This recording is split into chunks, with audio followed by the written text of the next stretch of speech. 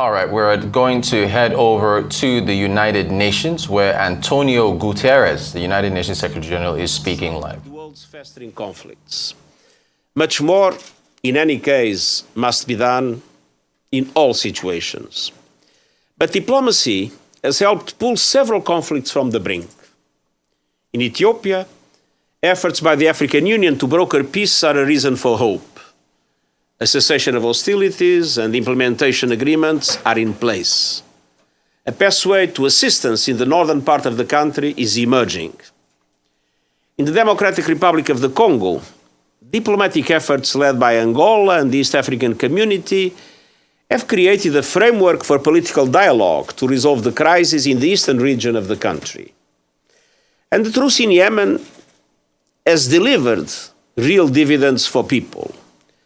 Since then, even if very fragile, there have been no major military operations in a conflict where innocent people have been paying the highest price.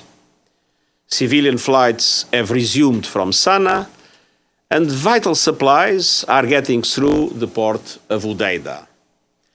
And even in the brutal war in Ukraine, we have seen the power of determined, discreet diplomacy to help people and tackle unprecedented levels of food insecurity. Despite ongoing challenges, the Black Sea Grain Initiative to facilitate exports of food and fertilizers from Ukraine and the Memorandum of Understanding for unimpeded exports of Russian food and fertilizer to global markets are making a difference. Over 14 million metric tons of grain and other foodstuffs have been shipped from Black Sea ports in Ukraine. Russian wheat exports have also multiplied threefold. And the clear majority of wheat exports under the Black Sea Grain Initiative has been shipped to developing economies. And this includes some 380,000 metric tons transported by the World Food Programme to support ongoing humanitarian operations in Afghanistan, Ethiopia, Somalia, and Yemen. And the FAO Food Price Index declined for 8 months in a row by around 15%, keeping millions of people across the globe from falling into extreme poverty. But much work remains to be done. Food prices are still too high, and access to fertilizers still too limited. And we'll continue to strive around the clock to support the full implementation of these initiatives, clarifying exemptions for food and fertilizer within the different sanctions regimes, addressing indirect constraints, and pressing for greater efficiencies in the implementation of the Black Sea Grain Initiative to increase the volume of cargo being moved out of Ukraine's ports. And we will not relent in the pursuit of peace in Ukraine, peace in line with international law and the United Nations Charter. So, dear ladies and gentlemen of the media, also, climate change is another area where good news can be hard to find. We are still clearly moving in the wrong direction. The global emissions gap is growing. The 1.5-degree goal is gasping for breath. National climate plans are falling woefully short, and yet we are not retreating. We are fighting back. And we are fighting back to help emerging economies shift away from coal and accelerate the renewable energy revolution. This year, major multi-billion-dollar just energy transition partnerships were launched with Indonesia, South Africa, and just last week, Vietnam. We are fighting back to restore trust between North and South. This year, COP27 delivered a groundbreaking pathway on the long-stalled issue of loss and damage. We are fighting back to cut through the fog of greenwashing. This year, our high-level expert group launched a how to guide on the credible implementation of net zero pledges for businesses, investors, cities, and regions. And we are fighting back to ensure protection plans for humanity in the face of worsening climate disasters and natural ecosystems. This year, we launched an action plan to cover every person in the world with early warning systems within 5 years. Going forward, I will keep pushing for a climate solidarity pact in which all big emitters make an extra effort to reduce emissions this decade in line with the 1.5-degree goal and ensure support for those who need it. There is no doubt that without it, the 1.5-degree goal will soon disappear. I've pulled no punches on the imperative for all of us to confront this existential threat, and I will not relent. And so today I'm announcing that I will convene a Climate Ambition Summit in September 2023. I call on every leader to step up, from governments, businesses, cities and regions, civil society and finance. They must come with new, tangible and credible climate action to accelerate the pace of change. The invitation is open, but there is a price of entry, and the price of entry is non-negotiable. Credible, serious and new climate action and nature-based solutions that will move the needle forward and respond to the urgency of the climate crisis must be presented. It will be a no-nonsense summit, no exceptions, no compromises. And there will be no room for backsliders, greenwashers, blame shifters, or repackaging of announcements of previous years. The Climate Ambition Summit will be convened alongside a crucial gathering of world leaders to accelerate action at the midway point of the Sustainable Development Goals. And I am more determined than ever to make 2023 a year for peace, a year for action, as we cannot accept things as they are. We owe it to people to find solutions, to fight back, and to act. At times, discreetly, but always with determination, we will fight back to promote peace and security, to advance the Sustainable Development Goals, to address inequalities, to reform a morally bankrupt international financial system, and to ensure human rights for all, as we mark next year's 75th anniversary of the Universal Declaration of Human Rights, and to deliver a livable planet to our children and grandchildren. Thank you. I'm at your disposal for... Thank you, sir. questions. Before we go to questions, just to note, we have our interpreters, if you want to ask a question in French or in Spanish. As always, I would like to ask you to limit yourself to one question, and we'll go to Edie to see if that works. Go ahead. Mr. Secretary General, thank you very much on behalf of the United Nations Correspondents Association for doing this briefing. We all wish you and your family very happy holidays. We are hearing reports of a buildup for a Russian offensive in Ukraine, with President Putin going to Belarus today. Are you concerned about a new serious escalation of the war that possibly could bring in other countries? Because all of the political pundits are saying that Putin is going to ask for Belarus's help in launching a new offensive against Kyiv. And what would the implications be of any kind of new offensive that brings in outside countries? Well, first of all, we have seen a massive escalation already with the heavy bombardment of electrical infrastructure, which of course is having a dramatic impact in the living conditions of the Ukrainians at the present moment, and will have terrible consequences for the future. So we don't need more to talk about escalation. Obviously, we'll see what happens. There are many rumors about possible new offensives. My position is very clear. There is never a military solution for these problems, but it is important that a solution is in line with the UN Charter and with international law. Can you explain for people who don't really know what's in the UN Charter and international law what that would mean? The UN Charter is very clear in relation to the territorial integrity of countries to be respected. The UN Charter is very clear about the use of force not to be accepted in order to change in any way that territorial integrity. Thank you, Michelle.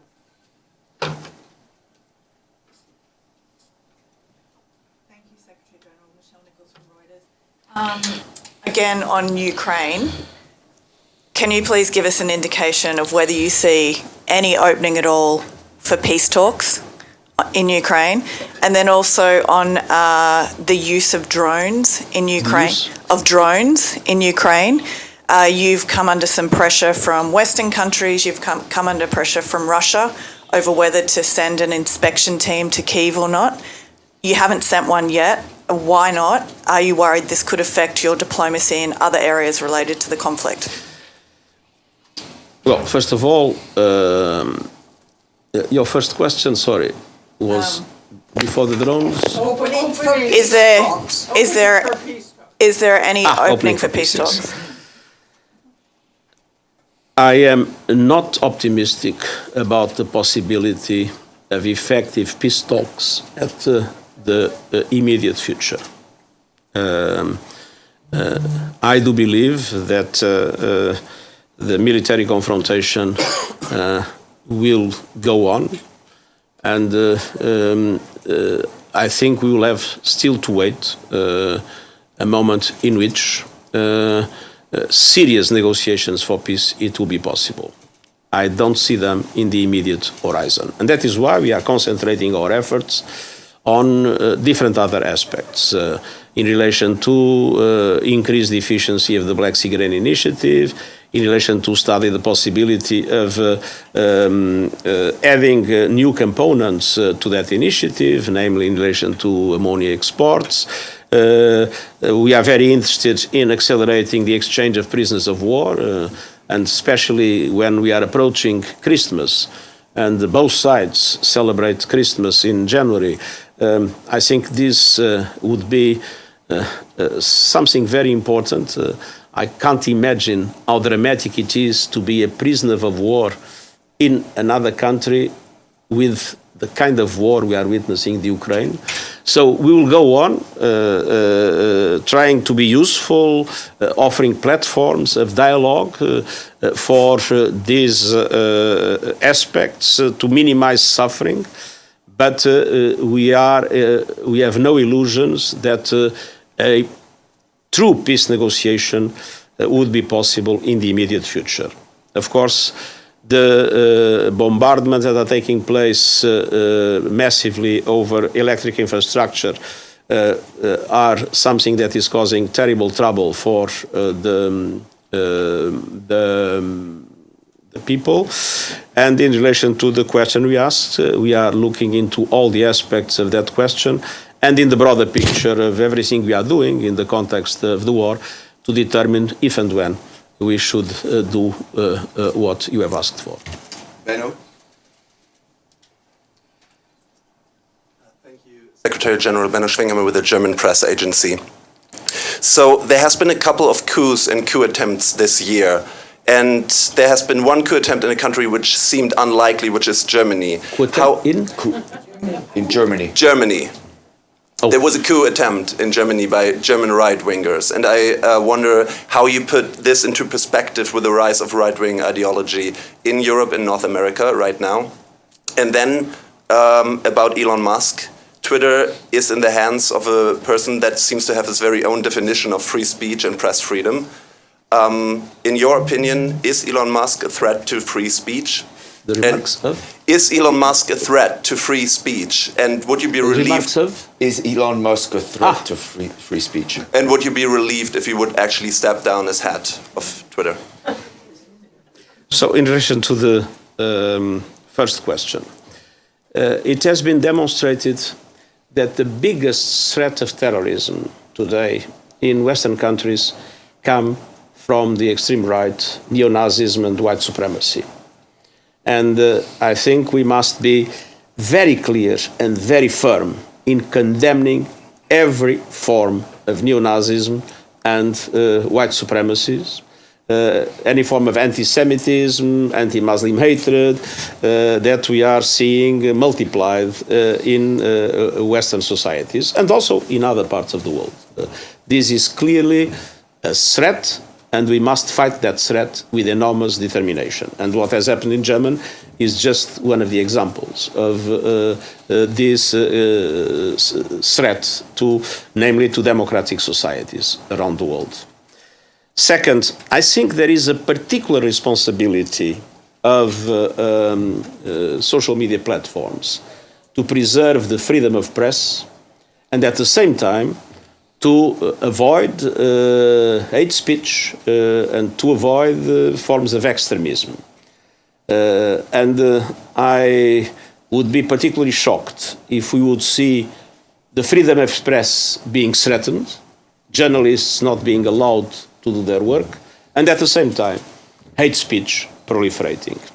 And so, obviously, my recommendation to whoever owns any platform is to make sure that the freedom of expression, especially of journalists, is respected, and that hate speech, neo-Nazism, white supremacism, the other forms of extremism do not find their way through those social platforms. I have no personal feelings in relation to who manages a platform. I'm very interested about how the platform is managed. Sherwin. Secretary General, thank you very much. You've just talked about how you are not optimistic about the effectiveness of peace talks as it relates to Ukraine. I wonder, sir, what you are optimistic about in your reference to 2023. What do you consider the low-hanging fruit for 2023 when you talk about these geopolitical divides? What can we see solved in the short term? Now, first of all, when I said I do not see chances for a true peace negotiation in the immediate horizon, I did not mean the whole of 2023. I strongly hope that in 2023 we'll be able to reach peace in the Ukraine. The consequences for the Ukrainian people, the consequences for the Russian society and the economy, and the consequences for the global economy, especially for developing countries, with the high prices of food and energy, and with all the other difficulties that compound those high prices. I mentioned debt increase, I mentioned lack of fiscal space, and the dramatic situation of increased inequalities that the developing countries are suffering. All these are reasons for us to do everything possible to make a peace solution happen before the end of 2023. James Bass, and then we'll go to Pam. Secretary General, as this is your end-of-year press conference, I'd like to take stock of where we are with regard to Ukraine. In terms of the history of the UN and your time as Secretary General, this is clearly one of the worst global crises. So can I ask you, how much of a challenge has a war started by a permanent member of the Security Council been for the United Nations? And in your view, how well has the UN fared? The UN is a complex organization that has different dimensions and different parts. Obviously, for the Security Council, this war has been a very dramatic factor of inefficiency. I will recall that not even the Black Sea Grain Initiative could be welcomed because the Security Council couldn't approve anything in relation to the war. But this war has demonstrated the enormous value of humanitarian action led by UN and UN agencies. What has been done to minimize the suffering of the Ukrainian people is absolutely remarkable. Not only the UN, of course, the civil society, national and international in all its dimensions, and the people of Ukraine in itself. And on the other hand, this has demonstrated that the UN is probably the only platform that was able to seriously talk with both sides to try to solve not the war, unfortunately, but some specific problems that have dramatic impacts at global level.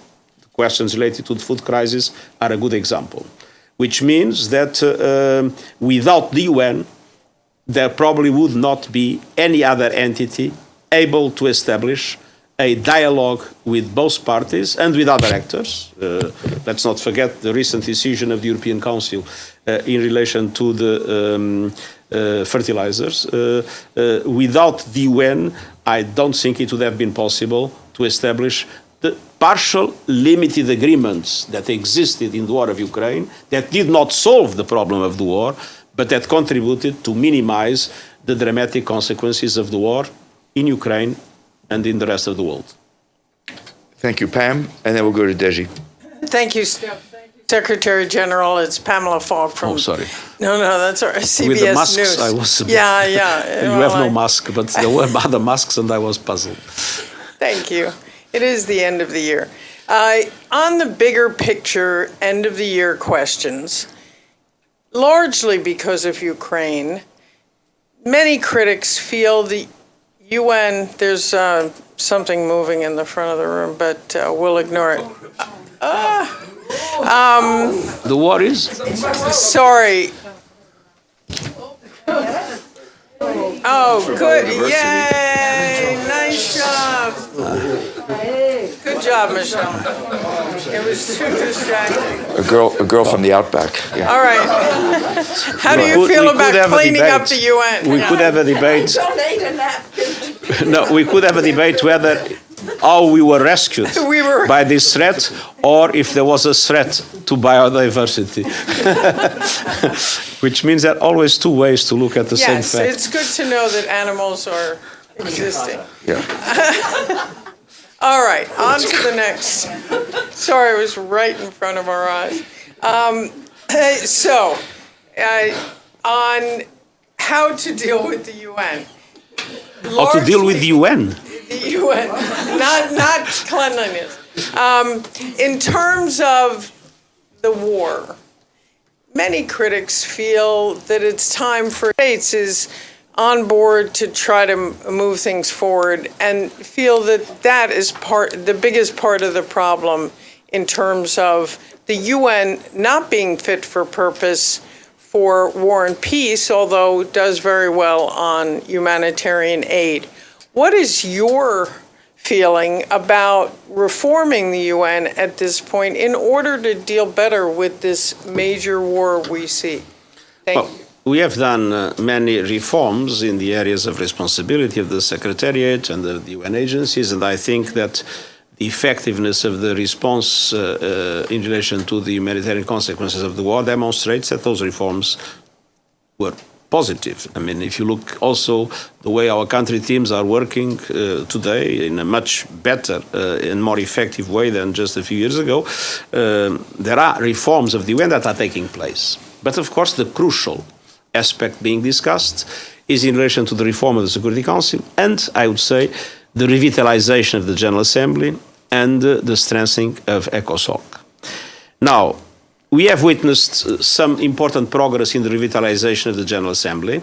Let's not forget that now any veto in the Security Council leads to a discussion in the General Assembly and to the explanation of the reasons of the veto. This is a very important change in the relation between the two bodies.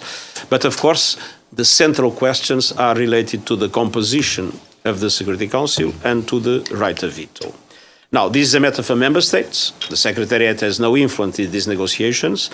But I think that during our General Assembly session in September, for the first time, I heard from the United States and from Russia clearly the indication that they were in favor of an enlargement of the number of permanent security, the permanent members of the Security Council.